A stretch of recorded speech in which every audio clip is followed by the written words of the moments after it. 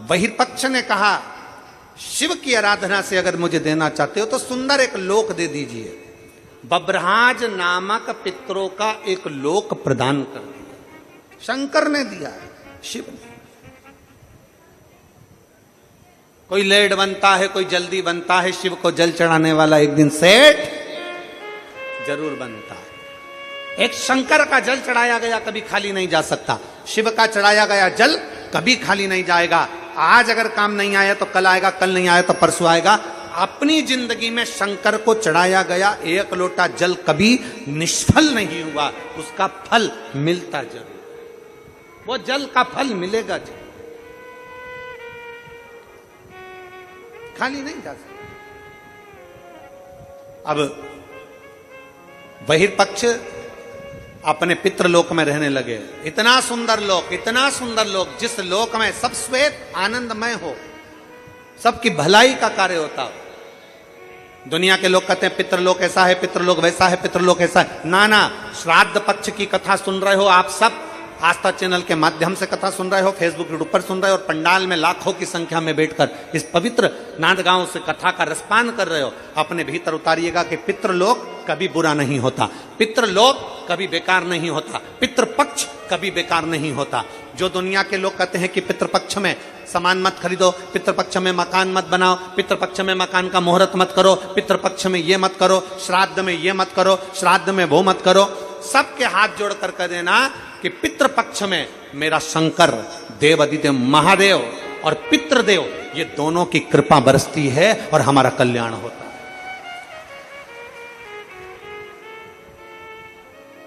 पितृपक्ष कभी बेकार नहीं होता, पितृलोक कभी बेकार नहीं है, श्राद्ध पक्ष कभी बेकार नहीं होता।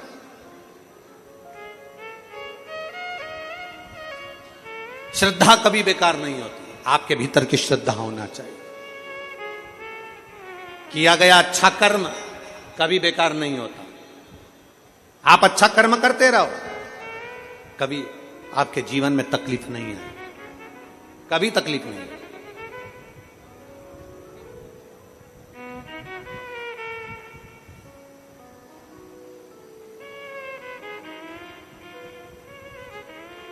कल हम जब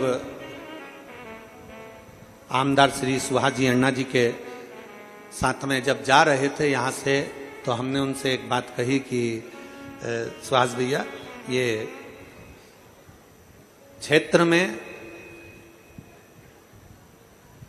अगर किसी के जीवन में थोड़ा बहुत भी रोग बीमारी का क्रम आता है तो उसका साथ, तो हमको तुरंत उसी समय पर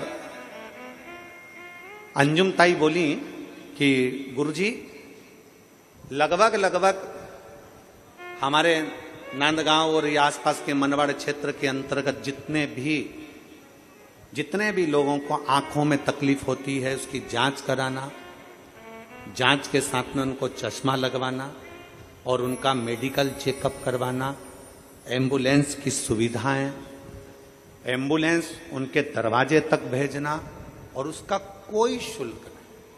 हमने तुरंत श्रीमती अंजुम ताई के शब्द सुनकर हमने उनको धन्यवाद दिया कि आप दोनों को यह साधुवाद है कि आज के जमाने में सबसे ज्यादा महंगा होता है मेडिकल, और आप इन साधारण सहज लोगों के लिए, आपके क्षेत्र के लोगों के लिए आपने इतनी सुविधा दे रखी है, उसके लिए मैं आपको साधुवाद देता हूं। यह साधुता है आप। हम अपनी कथा में बार बार कहते हैं अगर आप किसी को 1 रुपया नहीं दे सकते मत दो, आप किसी को चवन्नी नहीं दे सकते मत दो, पर इतना जरूर करो। कोई बच्चा पढ़ना चाहता है, किसी बच्चे को एजुकेशन चाहिए, उस बच्चे को एजुकेशन की जरूरत है, आप उसके पास में पैसा नहीं, आप उसको एजुकेशन दीजिए। मैं आपको सुभाष भैया धन्यवाद देना चाहूंगा कि आपके क्षेत्र की एक एक बेटी को निःशुल्क आप कॉलेज की पढ़ाई करा रहे हो, उसके लिए साधुता है आपको उसके लिए साधुता है। एजुकेशन की जरूरत है, एजुकेशन दीजिए। हमने फिर कहा आप 1 रुपए का दान किसी को नहीं दे सकते मत दो। अपने नजदीक में कोई रह रहा है, उसको बीमार है, तकलीफ में, और आपके दरवाजे पर अगर कोई आकर अलख जगा रहा है कि भैया मेरे यहाँ तकलीफ है और आपको ये बीमारी मालूम पड़े, आपका सहयोग मिल जाए, उससे बढ़कर और क्या चाहिए। इससे बढ़कर दुनिया का कोई सुख नहीं है। आप 1 रुपए किसी को मत दो, नहीं देते मत दो, पर कोई भूखा है उसको भोजन करा दो, कोई प्यासा है उसको पानी पिला दो। आपके हाथों से सत्कर्म करते चलिए, सत्कर्म। क्या पूछेगा ऊपर भोलेनाथ? अरे ओ नांदगांव वालों, ऊपर जाएंगे अपन तो भगवान क्या पूछेगा? तूने पाप कितने किए ये पूछेगा? अरे बोलो तो जम के नहीं, भगवान तुम्हारे जैसा फ्री नहीं है जो पाप पूछेगा कि पाप कितने किए। जैसे अपन लोग फ्री रहते ना तो दुनिया का बस यही देखते रहते, उसने क्या बुरा करा, क्या बेकार करा, क्या गलत किया, अपन 24 घंटे बस इसी में लगे रहते। भगवान ऐसा फ्री नहीं बैठा कि तुमसे पूछेगा तूने पाप कितना किया। भगवान तुमसे यह भी नहीं पूछेगा कि तूने पुण्य कितना किया, यह भी परमात्मा नहीं पूछेगा। उसके पास में डायरियां बनी हुई है तेरे पाप की, तेरे पुण्य की। जब अपन पैदा हुए अपने अंदर एक सिम फिट करके जन्म दिया है परमात्मा ने, उसके पास सारा लेखा जोखा, एक बटन दबाएगा तेरे पाप और पुण्य का लेखा उसके पास आ जाएगा कि कहां भेजना है। पहले का समय था कि चित्रगुप्त महाराज खाता देखते थे, आजकल चित्रगुप्त महाराज भी लैपटॉप रखते हैं। पहले का समय था कि चित्रगुप्त महाराज खाता देखते थे, आज के समय में चित्रगुप्त महाराज लैपटॉप रखते हैं, एक बटन में दबाते हैं, बस दबाते थे देख लेते कितना पाप कितना पुण्य। बस उसी तरह भगवान तुमसे नहीं पूछेगा कि तुम्हारा पाप कितना किया, भगवान तुमसे नहीं पूछेगा कि तुमने पुण्य कितना करा, पर भगवान तुमसे जरूर पूछेगा कि तेरे को मनुष्य का शरीर दिया था, पृथ्वी पे जाके एंजॉय कितना किया, खुश कितना रहा, सुखी कितना रहा, तूने अपने आनंदमय जीवन को कितना जिया।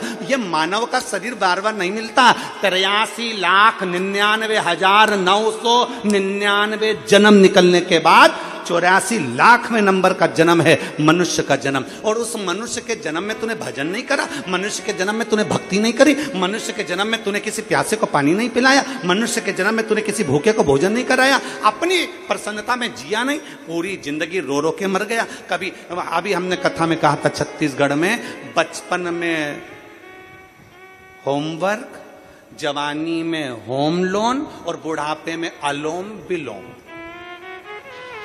जिंदगी समाप्त। बचपन में होमवर्क,